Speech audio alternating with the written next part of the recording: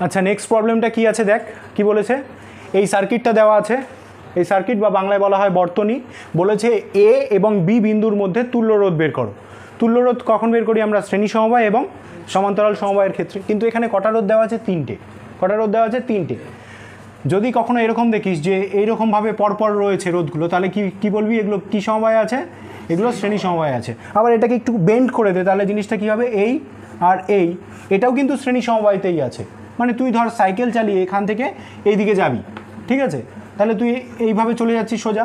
আবার এখান থেকে যেতে গেলে এখান থেকে যাবি এইভাবে চলে আসছিস তাহলে এইভাবে যদি একটা রাস্তা দিয়েই তুই চলে যেতে পারিস তাহলে ধরে নিবি ওটা কি সমবায় আছে শ্রেণী সমবায় আছে তাহলে সমান্তরালটা কিভাবে বুঝবো যদি কখনো এরকম হয় যে এইভাবে কোনো সিস্টেম রয়েছে আমি এর আগের ভিডিওগুলোতেও বলেছি যে এইভাবে থাকলে এটা সমান্তরাল সমবায় কিন্তু চিনবি কী করে তার নিয়ম বলছি যে তুই যদি সাইকেল চালিয়ে এই দিক থেকে সোজা যেতে চাস একটা রাস্তার মাধ্যমে যেতে পারলি ওইখানে আবার এখানেও কি এখান দিয়ে যদি চালাস একটু বাঁক নিতে হচ্ছে নিয়ে কিন্তু তুই তোর ডেস্টিনেশনে পৌঁছাতে পারছিস তাহলে এটাও শ্রেণী সমবায় কোনো গলিগালা এখানে নেই কিন্তু এখান থেকে তুই যদি মুভ করিস এই দিকে যদি যাস তাহলে কিন্তু তোর কাছে এখন দুটো রাস্তা খুলে যাচ্ছে একটা এটা আর একটা এটা যদি এরকম হয় যে দুটো রাস্তা চলে যাচ্ছে বা তিনটে রাস্তা তৈরি হচ্ছে তাহলে ধরে নিবি ওই দুটো কিসে আছে সমান্তরাল সমবায় আছে বুঝতে পারলি কি বললাম তাহলে এই কনসেপ্টটাকে মাথায় রেখে আমরা কি করব এটাকে সলভ করব সবার প্রথমে বল যে এই রোধটা আর এই রোধটা আমি নাম দিয়ে দিচ্ছি হ্যাঁ এটাকে R1 বলে দিচ্ছি এটাকে R2 বলে দিচ্ছি আর এটাকে R3 তোরা নিজের মতো নাম দিতে পারিস R1 R2 যেটাকে যা খুশি দিয়ে দে ঠিক আছে তাহলে এখানে আমি যদি প্রথম প্রশ্ন করি যে R1 এই R2 এই রোধ দুখানা কোন সমবায়ে যুক্ত আছে তাহলে কি উত্তর দিবি R1 আর R2 এটা কোন সমবায়ে যুক্ত আছে তুই এখান থেকে মুভ করলে কিন্তু এইদিকে একটা রাস্তা এদিকে একটা রাস্তা চলে তার মানে সমান্তরালে আছে আবার এই দুটোকে নিয়ে ভাব এই দুটো এই যে এই কেসটার মতো অনেকটা এই যে এরকমভাবে রয়েছে তাহলে শ্রেণী সমবায় তুল্য রোধ মানেটা কি যে দুটো অথবা তিনটে রোধ ওই তিনটে রোধকে না বলে এমন একটা রোধ যেই রোধটা ওই তিনটে রোধের সমান কাজ করে দেবে অথবা যেই রোধটা ওই দুটো রোধের সমান কাজ করে দেবে বোঝা গেছে কি বললাম যে ধর তোর ভাই আছে আর তুই আছিস দুজন এবার তোদের দুজনের যে পাওয়ার আর তোর বাবার পাওয়ার হয়তো সমান তাহলে তোর বাবা হচ্ছে তোর ভাই এবং তোর বোন দুজনেরকে মিলিয়ে মানে তুল্য পরিমাণ হচ্ছে তোর বাবা কথা বুঝতে পেরেছিস কি বললাম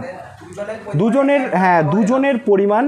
আর তোর বাবার যে পরিমাণটা মানে তোর এটা ওয়েট দিয়েও ভাবতে পারিস তোর ভাই এবং তোর বোন দুজনের যে ওজন সেই দুটো ওজনকে যদি আমরা একসাথে নিই যে ওজনটা হচ্ছে সেই ওজনটা তোর বাবার ওজনের সমান তাহলে তোর বাবা হচ্ছে ওই দুজনের তুল্য পরিমাণ বোঝা গেছে কি বললাম তাহলে তুল্য ব্যাপারটা হচ্ছে এটা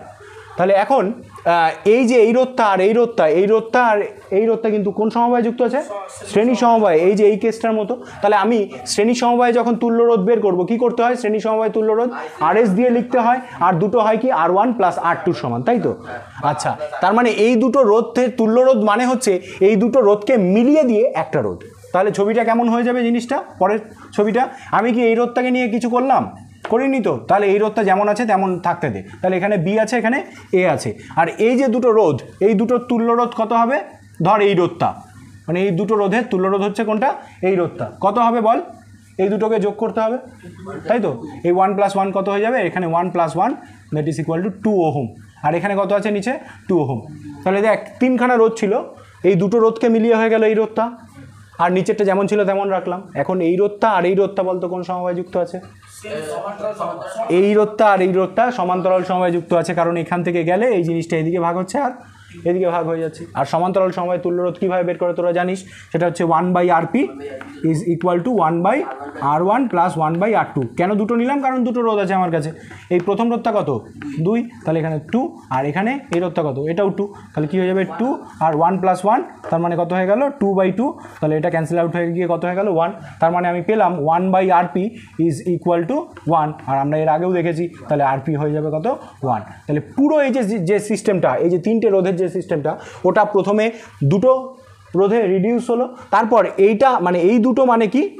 1 ওহম মানে এখান থেকে যদি তুই ছবি আঁকতে চাস এই দুটো মিলিয়ে তুই এইভাবে আঁকতে পারিস এই পাশে বি এ পাশে এ আর মাত্র কটা রোধ দেখাবি একটা রোধ আর সেই রোধটা কত হয়ে গেল 1 ওহম বোঝা গেছে কি বললাম প্রথমটা এই দুটো আছে শ্রেণী সমবায়ে ছিল বলে আমরা কি করেছি এই R1 আর R2কে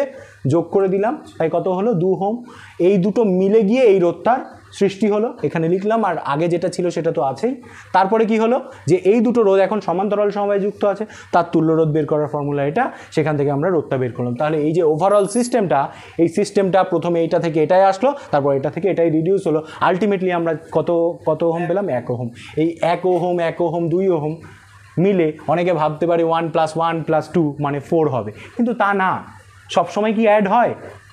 সেটা তো শ্রেণী সমবায়ে অ্যাড হয়। এখানে শ্রেণী সমবায়ও আছে, আবার সমান্তরাল সমবায়ও আছে, তাই আমরা আনসারটা কত পেলাম, 1 ওহম পেলাম। তাহলে এই হচ্ছে অঙ্কটা। এই টাইপের সার্কিট দিয়ে কিন্তু কোশ্চেন করতে পারে।